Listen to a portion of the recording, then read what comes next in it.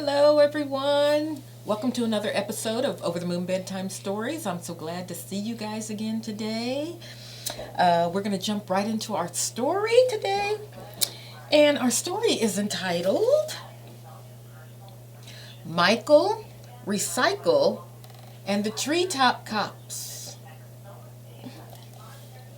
Okay, and it's written by Ellie Patterson and illustrated by Alexandra, Colombo. The beach or the city, the mountains, a lake. Even Michael Recycle still needed a break. He flicked through the paper, just pausing to ponder. I'd quite like to visit a natural wonder. The great redwood forest, the world's tallest trees. Yippee, yapped his dog. Tin can stand happily. But when he arrived at his new destination, his heart skipped a beat. It was deforestation. Bulldozers here and lumberjacks there were hacking and chopping down trees everywhere. Disaster, cried Michael. But who is to blame? I'm Michael Recycle. I'll name and I'll shame. And just at that moment, with poodles and pearls, arrived in the forest, all flounce and whirls. Two snooty ladies, Celine and Delphine, queens of the fashion and magazine scene. They needed the trees to feed the machines to make millions and trillions of their magazines. Michael was angry. You must stop this, please. The air that we breathe is thanks to the trees. But the pair thought that Michael was simply absurd and turned up their noses at all they had heard. So Michael flew off with a frustrated sigh, then thought up a plan that he wrote in the sky. And it said, nature lovers needed, preferably skilled climbers.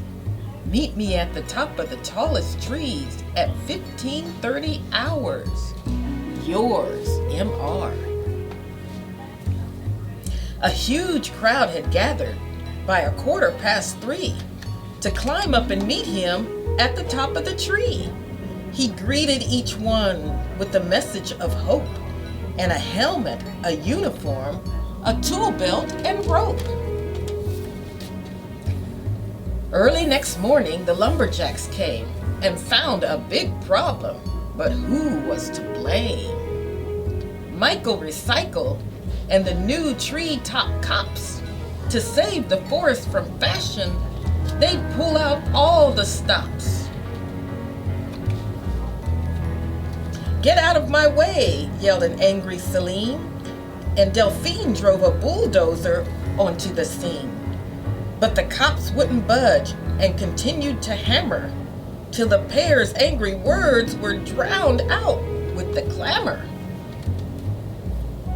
Days and weeks passed in the blink of an eye, whilst Michael's new friends built their homes in the sky.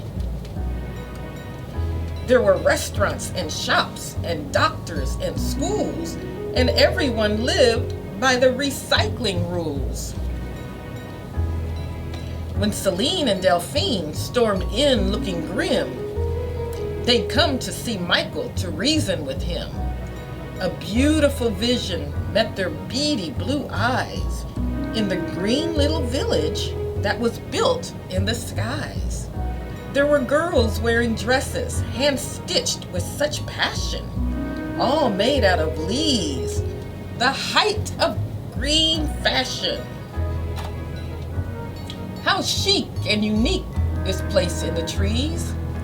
Well, here's an idea, Michael said, looking pleased. So with everyone's help, it came out 1 month later. Green Dreams magazine on recycled paper. Now, thanks to the help of their new magazine, Celine and Delphine are green living queens. On sale, the fantastic first issue, Reuse and Recycle. It's great toilet tissue.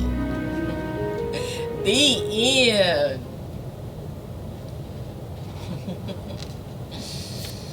Wow, that was fantastic. Michael always recycles, and he doesn't like things cut down. So he got the two sisters to recycle too.